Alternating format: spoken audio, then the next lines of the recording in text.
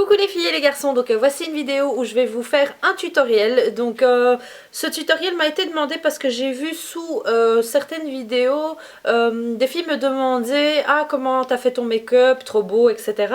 Et en général c'est quasiment le même style, enfin pas les mêmes couleurs mais c'est les mêmes techniques que j'utilise pour ce maquillage là. C'est un maquillage très rapide que bon en ce moment j'ai vraiment pas envie de prendre beaucoup de temps à me maquiller. Il y a des périodes où je prends beaucoup de temps et ça me fait du bien et j'aime bien et donc voilà. Mais il y a des jours où voilà je dois vite partir et donc j'ai quand même envie d'être maquillée. Des fois je pars sans être maquillée, je pars comme ça avec mes lunettes, juste limite un peu de mascara et du baume à lèvres. Mais je sais pas qu'est-ce qui se passe. Je préfère beaucoup plus maquiller les autres que me maquiller moi-même.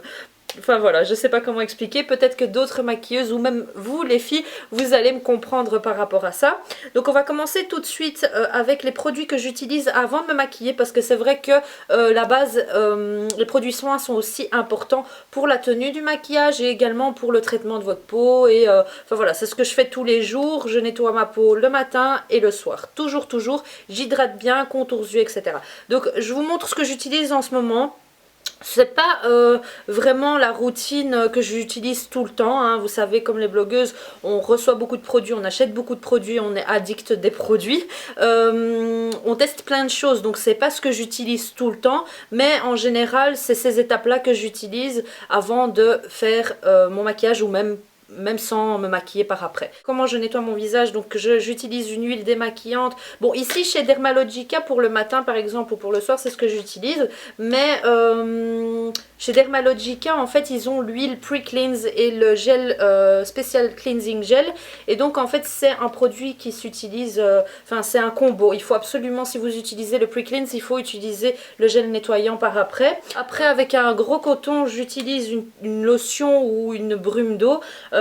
Ici j'utilise celle-ci parce qu'elle est énorme, hein, c'est 500 ml et donc je vais la terminer puisque il est aussi super important d'avoir des produits qui ne sont pas périmés. Moi ce que je fais c'est qu'à chaque fois que j'achète, à chaque fois que j'ouvre un produit, je note, j'ai une petite liste et je note le produit quand je l'ai ouvert, hein, le jour, le mois et l'année. Et alors pour surveiller en fait la péremption, donc par exemple ici le produit, une fois que vous l'ouvrez, il peut être utilisé que jusqu'à 12 mois. Donc comment vous pouvez voir, c'est très simple, hein, vous regardez sur votre produit, il y a un petit espèce de pot ouvert comme ça et juste dedans vous avez 6M ou 12M ou 24M.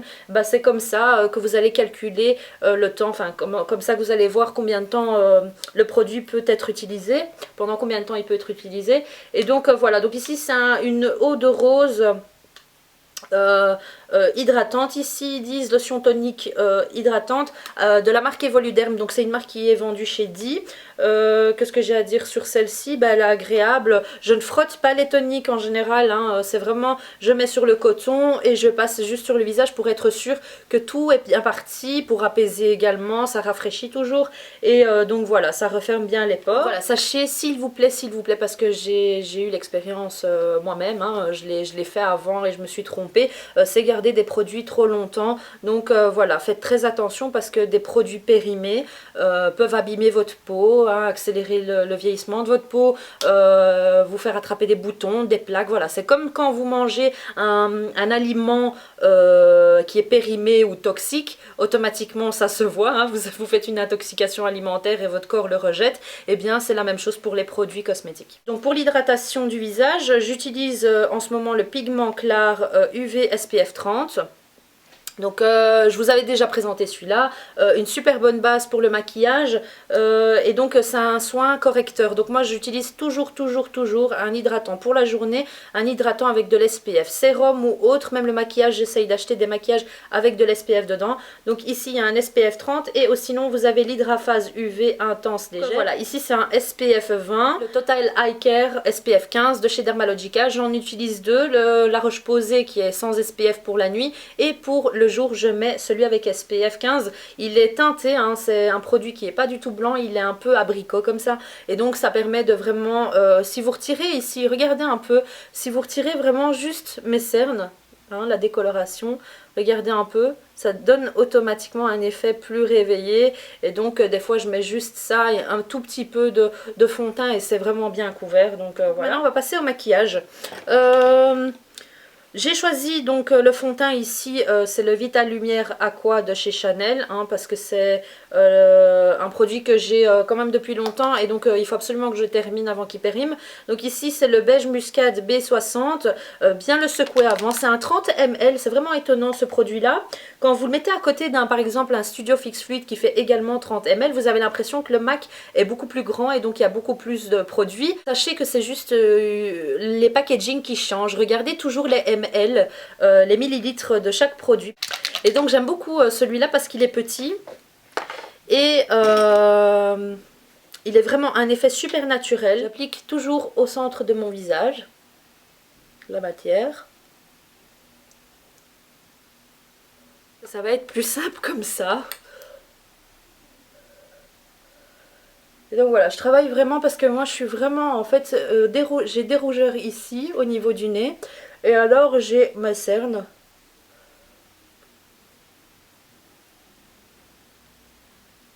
Des contours de ma bouche.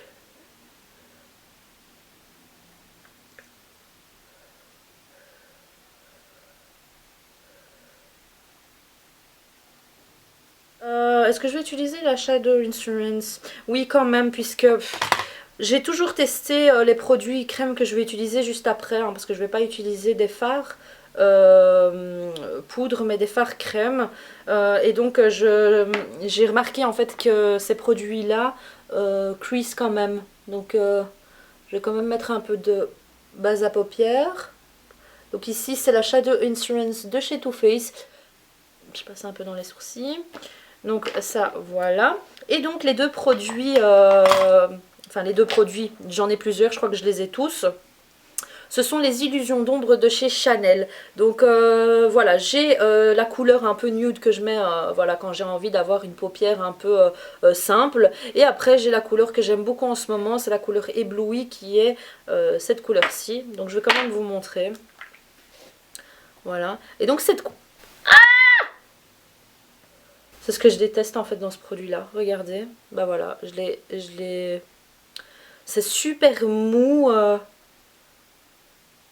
Bon ça va, on peut le remettre en place.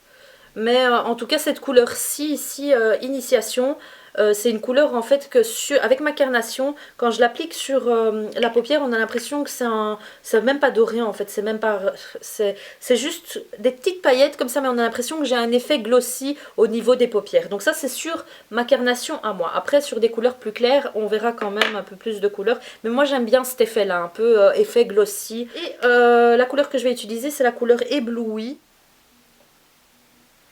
Donc en fait c'est un... Les illusions d'ombre, elles sont toutes irisées, pailletées. Des sont très pailletées. Et ici en fait c'est une couleur un peu aubergine comme ça. Mais avec plein de petites paillettes de toutes les couleurs. Mais on le voit pas vraiment, c'est des micro paillettes. Des fois vous avez des vernis également comme ça. Mais ça donne un super bel effet. Donc voilà, vous prenez juste un pinceau plat, vous appliquez sur la paupière mobile et après vous estompez légèrement les rebords. C'est très simple, hein. Après si vous voulez remonter Après si vous voulez remonter en externe, à vous de... Enfin ça à vous de voir comment vous voulez le faire, mais moi c'est comme ça que je fais. C'est très rapide, très simple.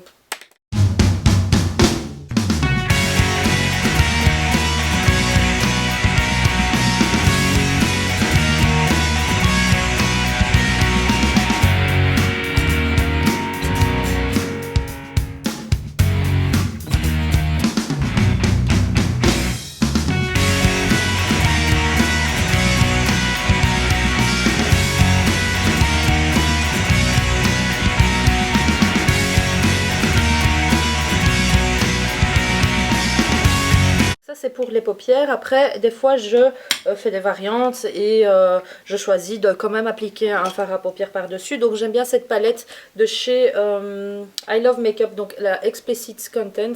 Je vous en avais parlé, hein, c'est une palette que j'avais achetée à Londres pour 8 pounds et vous avez tout ça comme fard. Donc c'est quand même incroyable. Je vais prendre une couleur un peu dans le même style, une couleur... Donc par exemple, si votre fard est de cette couleur-ci, bah, je vous propose de prendre un petit rosé. Donc on va faire ça, on va prendre une couleur un peu plus claire, mais dans le même esprit. Et donc je vais l'appliquer juste en première partie de la paupière. Comme ça, juste par-dessus. Pour donner juste une petite différence, quoi.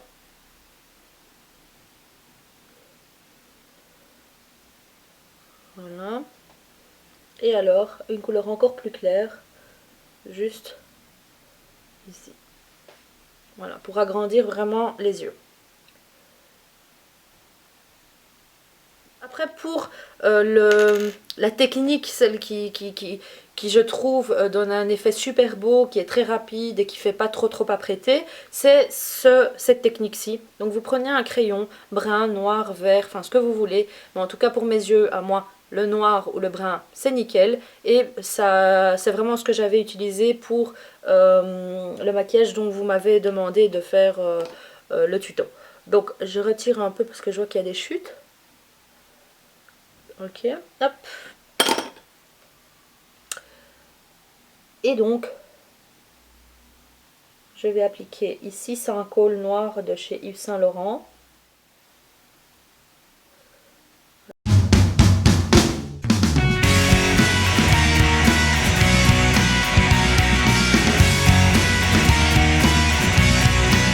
Et donc je ferme fort les yeux. Et en fait ce que ça va faire, c'est que ça va un peu déborder. Je vais faire pareil, donc ici, je vais tracer vraiment sans être précis, hein, jusqu'à la moitié de ma paupière, hein, jusqu'à l'iris. Jusqu'à la moitié. Et pareil de ce côté-ci. Donc juste en externe et en ras de cils, hein, au ras des cils. Hein. Voilà, donc très simple. Au plus gras votre crayon est, au plus facile pour l'estomper vous aurez. Après, au moins intense il sera. Donc voilà, il faut jouer avec vos crayons, ou votre crayon, votre pinceau, et jusqu'à ce que vous obtenez le résultat que vous voulez. Donc ce que je fais, c'est que je prends un crayon. Vous pouvez très bien prendre un coton-tige, un pinceau crayon, un pinceau plat, un pinceau biseauté. Mais moi j'aime bien un peu... parce que si vous travaillez avec un pinceau biseauté, c'est tellement plat que ça va quand même finir par être un liner très défini, très fin. Donc moi je prends un pinceau... je préfère le pinceau crayon, mais j'en ai pas ici. Donc je vais prendre celui-ci. Et je vais estomper le ras de cils. Et une astuce, si votre crayon est très gras, laissez-le un peu sécher et puis estomper pour que ça soit quand même assez intense en ras de cils.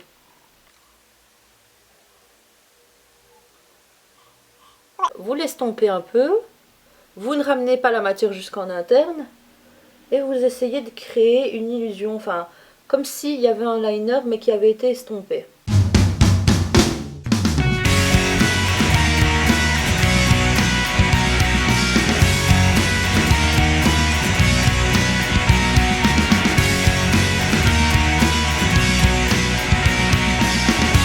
Voilà, et si vous voyez que vous avez trop frotté, vous rajoutez.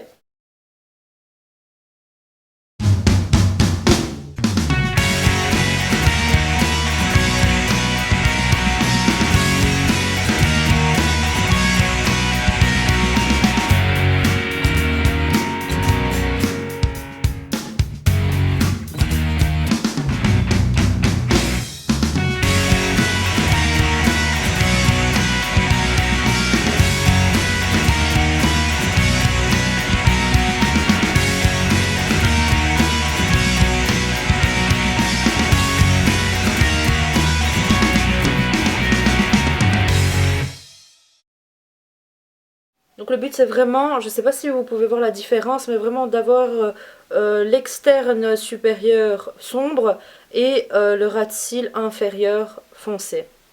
Avec toujours la couleur du fard à paupières qui est là, qui fait rappel juste en dessous. Voilà, moi j'aime beaucoup. Ensuite, pour le mascara, ben moi j'utilise le Chanel, le volume de Chanel, hein, que j'aime beaucoup et que... Enfin voilà, il se vide pas celui-là j'ai l'impression. Et en plus il dure super longtemps aussi parce que Allez, moi en général un mascara après un mois ou maximum 2 mois. Bon, j'en avais plusieurs et donc j'alterne. Mais si je dois vraiment rester avec un mascara, bah après un mois, en général c'est déjà sec quoi.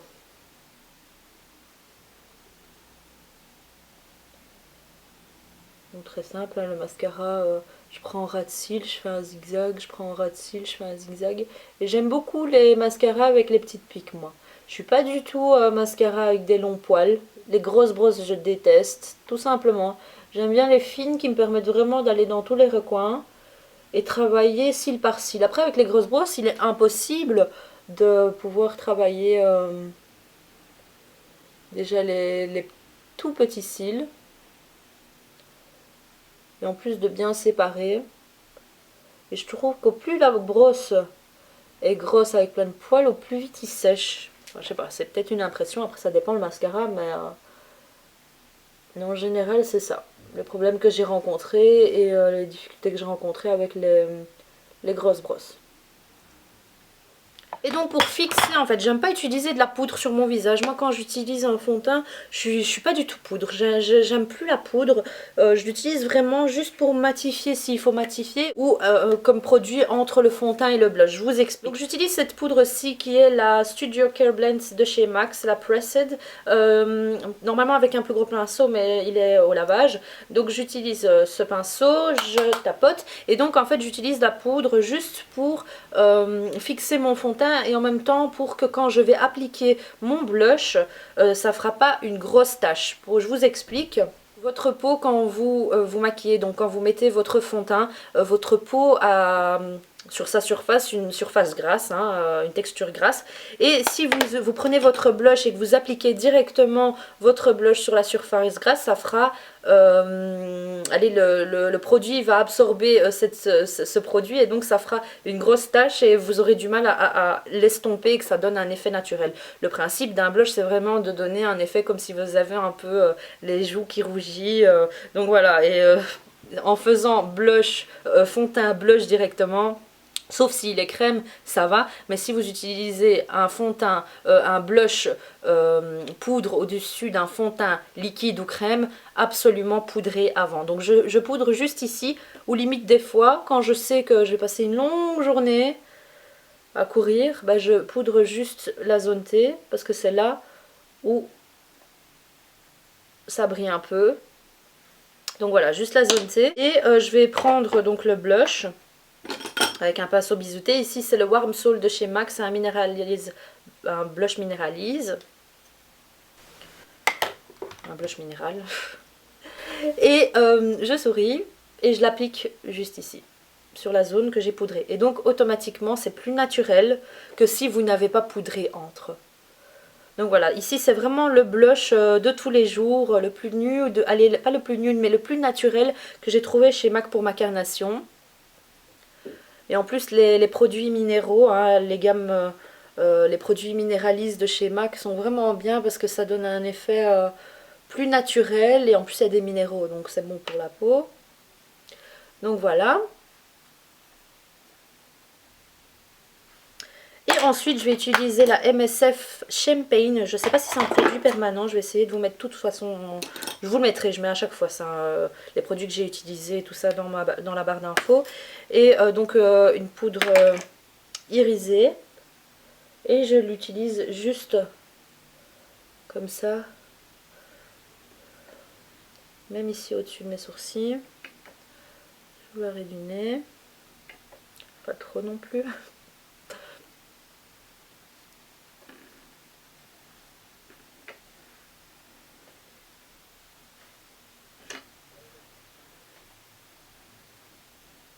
En fait, c'est mieux que je regarde dans l'écran de ma caméra, ça sera plus simple. Donc voilà, hein, on voit qu'il y a un petit vide au niveau des sourcils, donc on va travailler les sourcils. Ici, je vais utiliser donc un pinceau biseauté.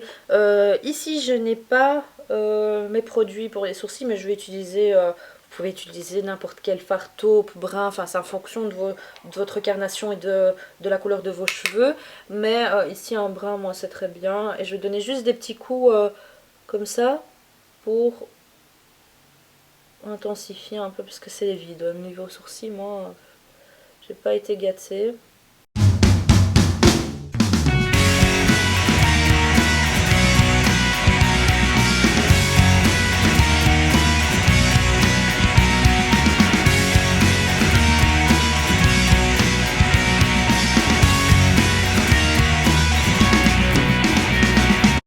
terminer, c'est très simple, j'utilise un rouge à lèvres de chez MAC, hein, puisque j'ai ça quasiment, enfin j'ai quelques autres trucs, mais enfin voilà, j'essaye de les vider. Donc j'ai le pâtisserie, donc si je veux un look un peu plus nude, je vous montre. Hop.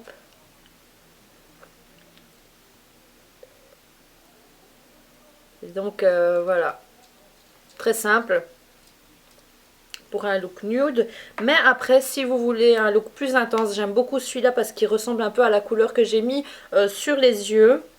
Donc c'est le Amoureuse.